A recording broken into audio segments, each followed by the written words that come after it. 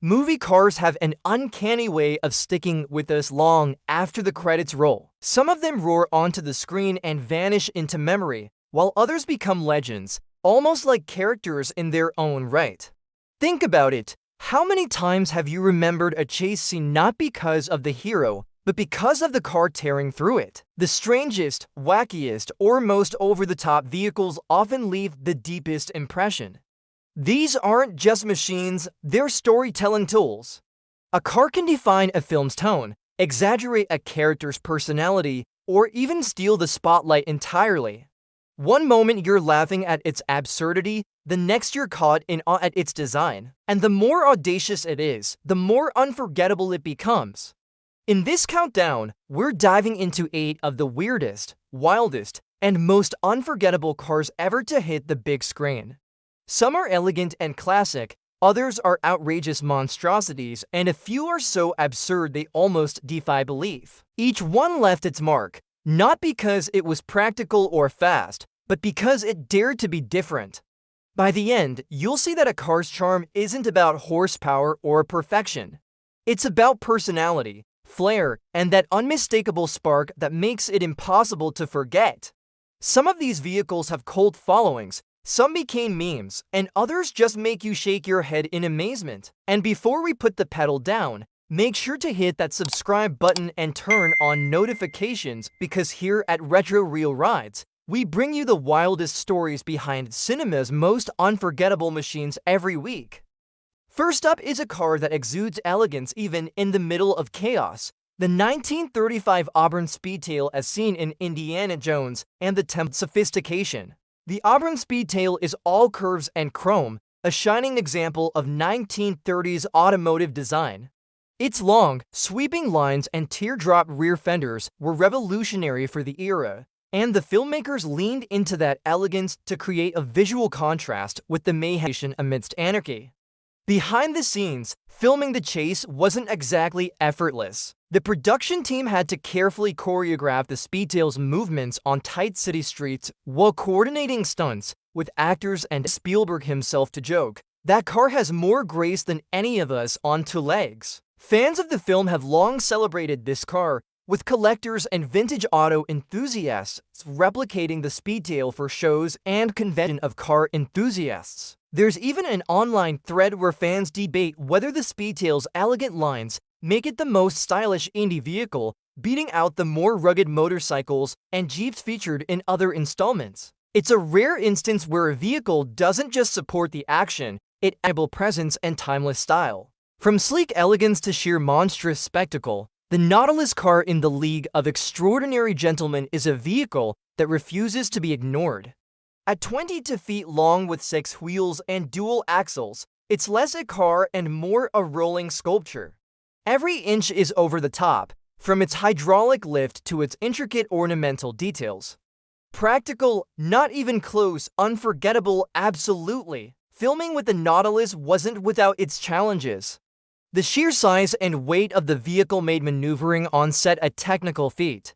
According to production anecdotes, several takes were delayed because the car couldn't fit through narrow streets or studio doors, forcing the crew to construct custom ramps and platforms. Director Stephen Norrington reportedly said, "It's less a car and more a living character. It has its own personality, and you learn to respect it." The car's outrageous design captured the imaginations of fans immediately. Enthusiasts began creating detailed replicas, both digital and physical, and online communities debated its functionality. Could it actually drive, or was it purely fantasy? Some fans even created memes comparing its exaggerated features to a 6-wheeled tank crossed with a Victorian-era carriage, half ridicule, half adoration. Every scene with the Nautilus becomes a spectacle because the car dominates the frame. The actors sometimes joked that it stole more screen time than anyone else, and visually, it does. Its presence alone commands attention, and its hydraulic lifts and ornate detailing reinforce the film's theme of extravagance and fantasy. This vehicle proves something crucial about movie cars: audacity matters more than logic. You don't remember a car because it fits neatly into the world. It sticks because it dares to defy expectations, to be something bigger than life itself. Fans of the film still cite the Nautilus as an example of daring production design, and its status has grown in pop culture through memes, fan art, and collectible models. Sliding from monstrous spectacle into sleek futurism, the Spinner Sedan in Blade Runner is a car that practically defines a neon-drenched future. Built on the frame of a 1972 Volkswagen Beetle, this futuristic police vehicle manages to be both familiar and otherworldly at the same time.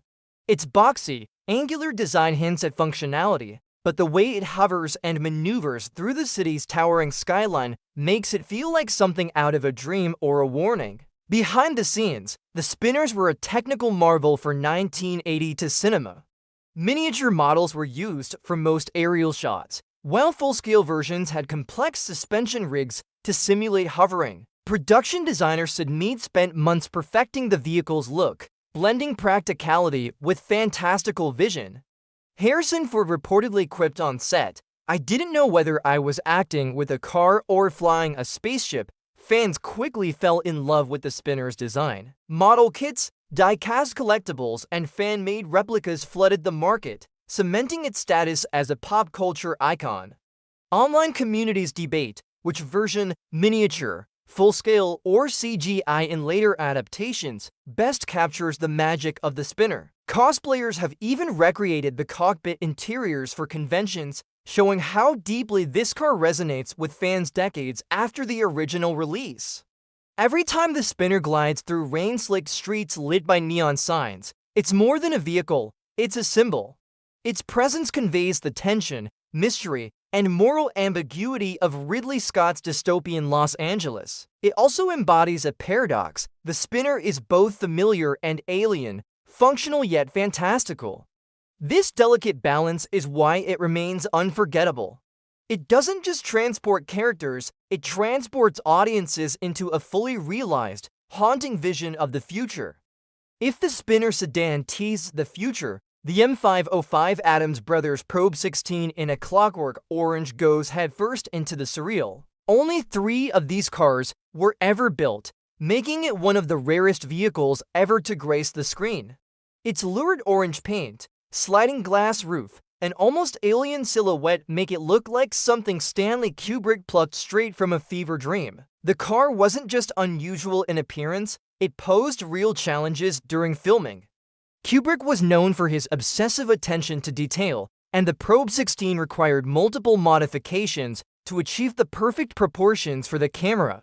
One crew member recalled, "Every time the sun hit it, Kubrick wanted us to polish it again." It became almost a character on set. With its own mood and temperament, the sliding roof and low profile made it difficult for actors to get in and out. But Kubrick insisted, believing every inconvenience added authenticity to the film's hyper-stylized world.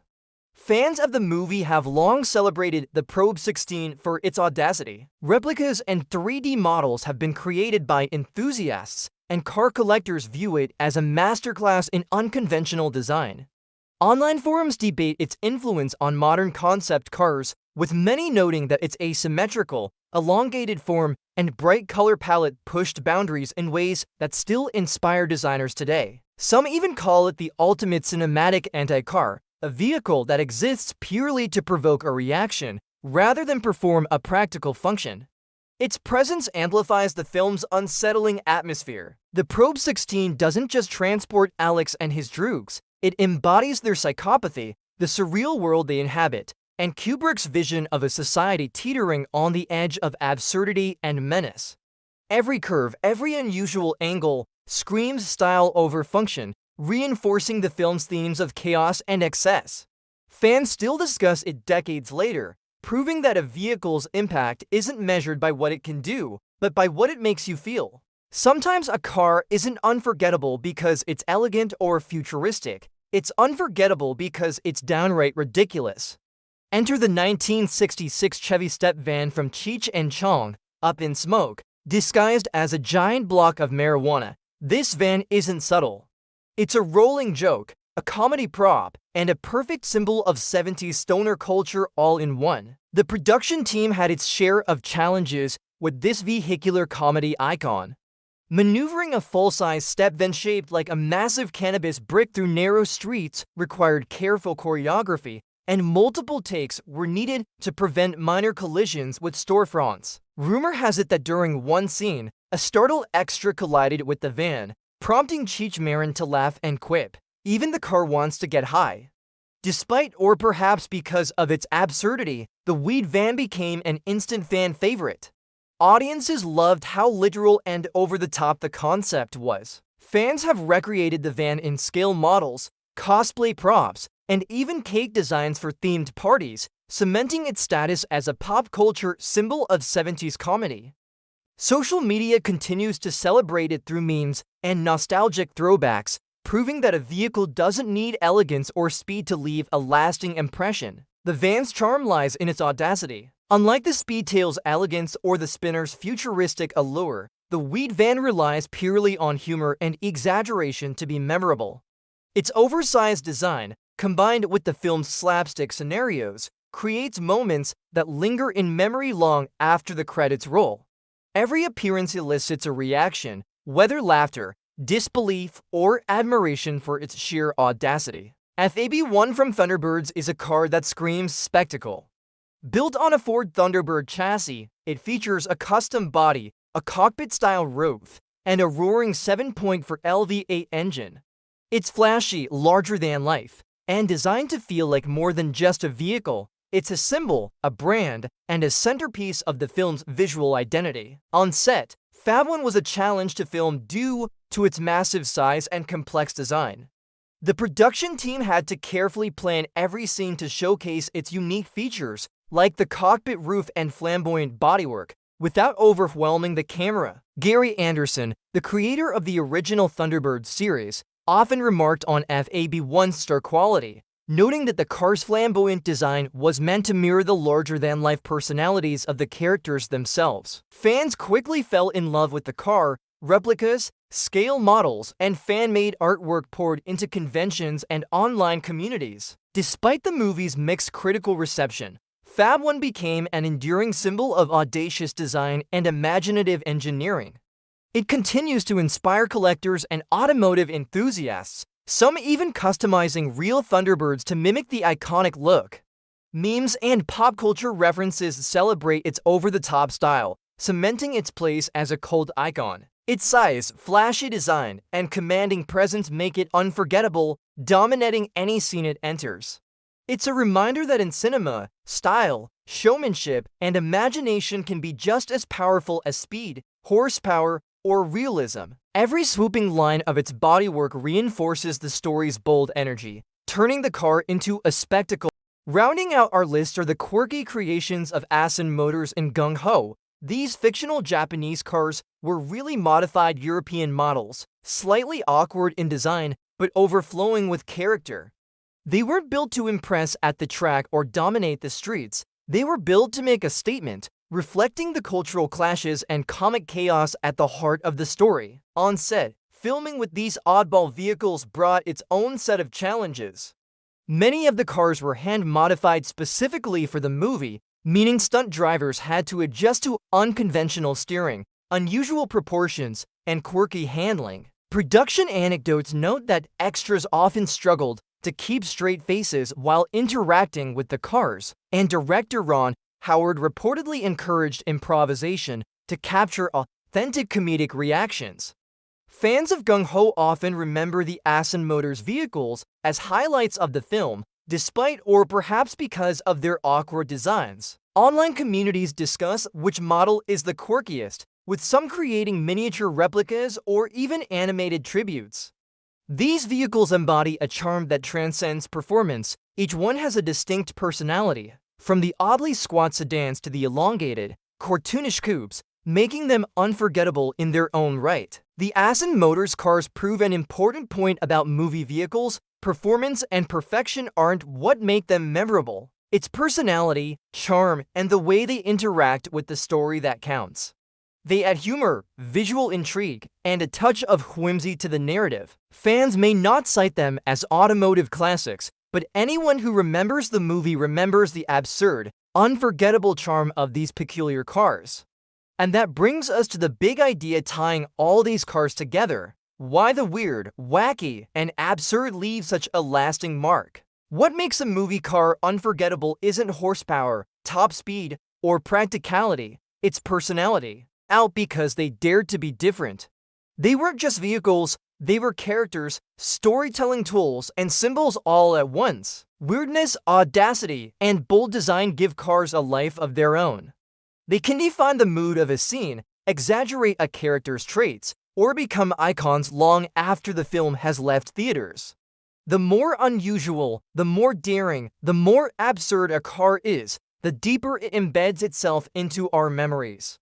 In the end, it's a lesson that goes beyond cinema. Whether it's a car, a character, or a story, the things that dare to break the rules, to stand out, and to push boundaries are the ones we never forget. And when it comes to movie cars, the wilder they are, the more legendary they become. So next time a car steals the spotlight on screen, pay attention. You might just be witnessing a legend in the making.